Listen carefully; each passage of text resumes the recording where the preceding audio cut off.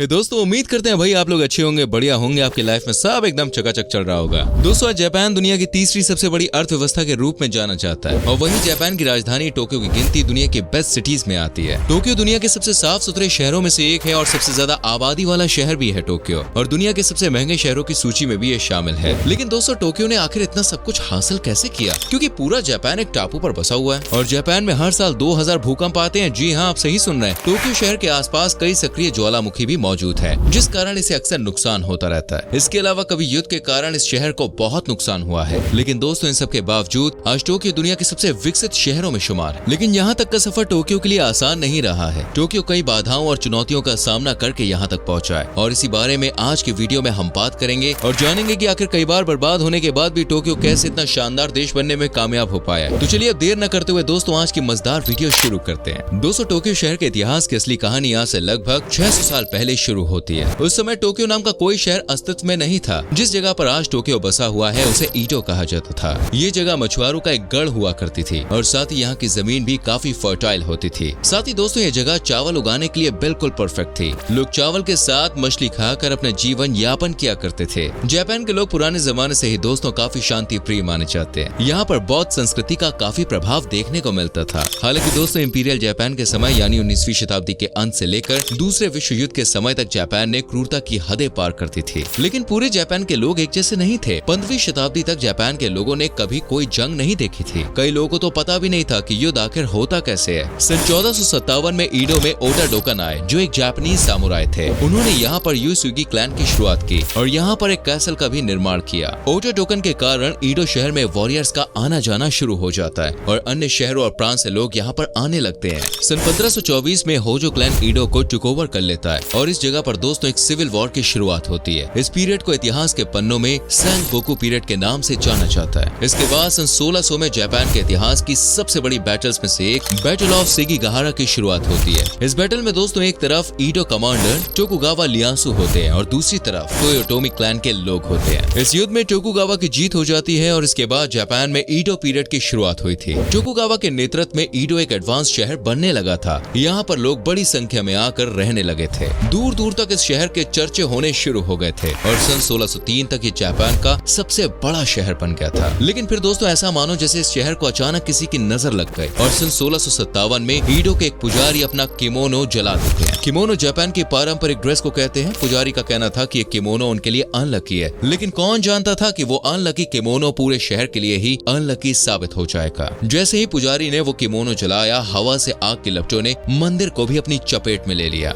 Japan में शुरुआत से लेकर आज तक धार्मिक स्थल लकड़ी के ही बनाए जाते रहे हैं। मंदिर में दोस्तों लगने वाली आग ने धीरे धीरे पूरे शहर को अपने आवेश में ले लिया और देखते ही देखते एक समृद्ध शहर धू धू करके चलने लगा। किसानों की फसल को भी आग के कारण भारी नुकसान हुआ। लगभग 70% शहर 1657 में तबाह हो गए थे। लेकिन ईडो रहने के लिहाज से एक बेहतरीन जगह थी और बहुत ही जल्दी लोगों ने दोबारा यहाँ पर घर बनाना और खेती करना शुरू कर दिया। कई दशक और सदी बीत गई। 19वीं शताब्दी तक इस शहर की आबादी मिलियंस का आंकड़ा पार कर चुकी थी और इस दौरान ईडो में एक नए साम्राज्य की शुरुआत होती है। एम्परर मीजी मीडो में एक नई सरकार या प्रशासन का गठन करते हैं। ये आज की सरकार से काफी अलग हुआ करती थी। ईडो शहर जापान के पूर्व दिशा में बसा हुआ था। एम्परर मीजी ने अपनी राजधानी क्योटो से बदलकर ईडो में शिफ्ट की और ईडो का नाम बदलकर टोक्यो रख दिया और तब से लेकर आज तक ये शहर जापान की राजधानी बना हुआ है। राजधानी बनने के बाद टोक्यो शहर एक पॉलिटिकल हब बनने लगा। दोस्तों देश विदेश से लोग यहाँ आने लगे। अब जापान इंटरनेशनल ट्रेड के तरीके ढूंढने की कोशिश कर रहा था। इससे पहले तक जापान को दुनिया से कोई मतलब नहीं था। जापान और टोक्यो के लोग मस्ती में खाते पीते और मौज के साथ जिंदगी बिता रहे थे।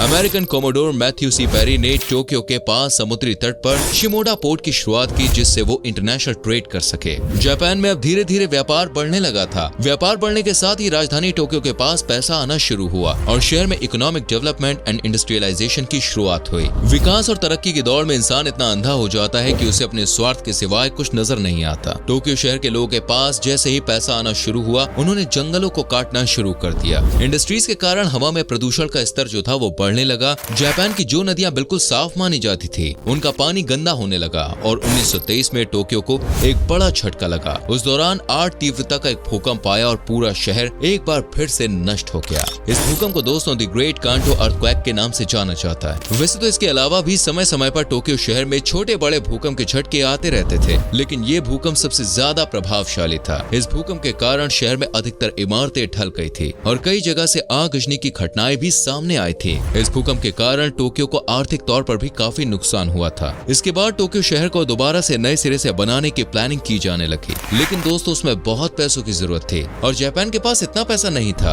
असल में ये वो दौर था जब जापान लगातार अपने साम्राज्य का विस्तार कर रहा था। जापान ने चाइना, कोरिया, लाओस, वियतनाम जैसे कई देशों को अपना गुलाम बना लिया था। जापान ने सबसे ज्यादा आतंक चीन में मचाया। चीन के लोगों के साथ जापानी सैनिकों ने बर्बरता की वो हदें पार कर दी थी जिसको सुन के ही किसी के भी रोंगटे कांप जाएं। जापान को अपनी आर्मी के लिए भी अच्छे खासे बजट की जरूरत थी, तो वहीं दूसरी ओर टोक्यो को भी दोबारा बनाने का काम शुरू किया गया। सन 1927 में टोक्यो में पहली सबवे लाइन बनाई गई जो आसाकुसा से यूनो तक थी। 1931 में टोक्यो में जापान का पहला एयरपोर्ट भी बनाया गया और सन 1941 में लंबे समय से बंद टोक्यो पोर्ट को भी दोबारा से खोल दिया गया। टोक्यो शहर में जैसे ही सब कुछ ठीक होने लगा था, तभी जापान दूसरे विश्व युद्ध में शामिल हो जाता है। जापान ने दिसंबर 1941 में अमेरिका के पर्ल हार्बर पर अटैक करके अपनी मुश्किलें बढ़ा ली। जापान को शांत करना बहुत जरूरी हो गया, क्योंकि साउथ ईस्ट एशिया सहित दुनिया के कई देशों में वो जिस तरह से तबाही मचा रहे थे, उसे देखते हुए लग रहा था कि जापान जल्द ही अमेरिका पर भी अपनी सत्ता काबिज कर लेगा। लेकिन अमेरिका, फ्रांस और ब्रिटेन जैसे अलाइड देशों के हैवी बॉम्बर्स ने टोक्यो शहर पर बमबारी शुरू कर दी। हजारों की संख्या में टोक्यो में बम गिराए गए। इसके बाद सन 1945 में 6 अगस्त और 9 अगस्त के दिन हिरोशिमा और नागासाकी पर अमेरिका ने एटम बम से हमला किया, जिसके बाद जापान सरेंडर करने पर मजबूर हो गया। हिरोशिमा और नागासाकी के साथ साथ टोक्यो के लोग भी बड़ी संख्या में बमबारी में मारे जाते हैं। इस पूरे मामले पर अमेरिका खेद भी व्यक्त करता है, साथ ही टोक्यो और जापान के अन्य शहरों को रिबिल्ड करने के लिए आर्थिक मदद करने का वादा भी करता है। इस बमबारी के बाद जापान में अमेरिका का वर्चस्व देखने को मिलता है। हालांकि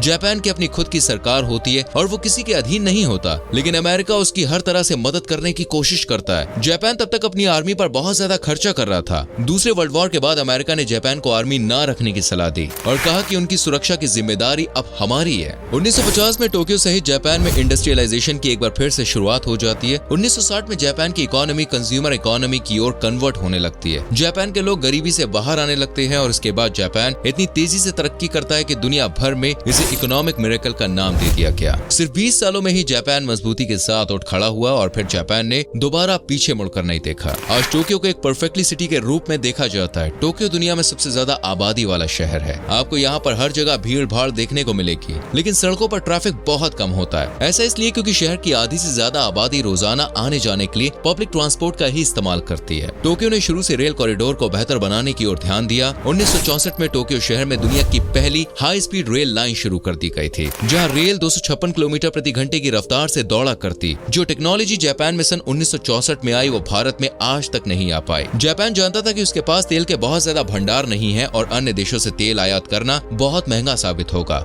इसलिए वो लगातार अपने पब्लिक ट्रांसपोर्ट को और बेहतर बनाने की ओर ध्यान देता रहा। आज पूरे टोक्यो की जीडीपी $2 ट्रिलियन का आंकड़ा पार कर चुकी है, जो पूरे जापान की अर्थव्यवस्था का 40% है। टोक्यो के आसपास कई सक्रिय ज्वालामुखी हैं। टेक्टोनिक प्लेट्स में हलचल के कारण जापान में भूकंप तो आते ही हैं, साथ ही ज्वालामुखी फटने का खतरा भी लगातार बना रहता है। टोक्यो शहर में जितनी भी प्राचीन लकड़ी की बिल्डिंग्स और मंदिर हैं, उन्हें फायर प्रूफ बनाया जा रहा है। आपको बता दें कि टोक्यो शहर का नाम सिंकिंग सिटीज में भी आता है, यानी ये शहर पानी में समा सकता है। शहर बाढ़ की समस्या को रोकने के लिए अंडरग्राउंड टनल्स और चैम्बर बनाए गए हैं, जो पानी को डाइवर्ट करने का काम करते हैं। इसके अलावा शहर की सड़कें हीट ब्लॉकिंग पेवमेंट से तैयार की जा रही हैं, जो सड़कों को 8 डिग्री तक ठंडा करने में मदद करती है। टोक्यो शहर इतना एडवांस है कि हर जगह आपको वेंडिंग मशीन लगी हुई नजर आएगी और इन वेंडिंग मशीन से आप अपने अंडरगारमेंट्स की भी शॉपिंग कर सकते हैं। रेस्टोरेंट से लेकर होटल्स तक हर जगह रोबोट्स का इस्तेमाल किया जा रहा है। यहाँ हर काम के लिए रोबोटिक मशीन्स मौजूद है। यहाँ तक कि जापान के सभी घरों में टॉयलेट्स भी स्मार्ट होते हैं, जो अपने आप ही सारा काम कर लेते हैं। इंफ्रास्ट्रक्चर के अच्छे मैनेजमेंट के लिए एडवांस लेजर स्कैनर और कार्बन फाइबर टेक्नोलॉजी की मदद ली जा रही है, जिससे ब्रिज, टनल्स और सड़क में आने वाली समस्याओं को पहले ही डिटेक्ट किया जा सके।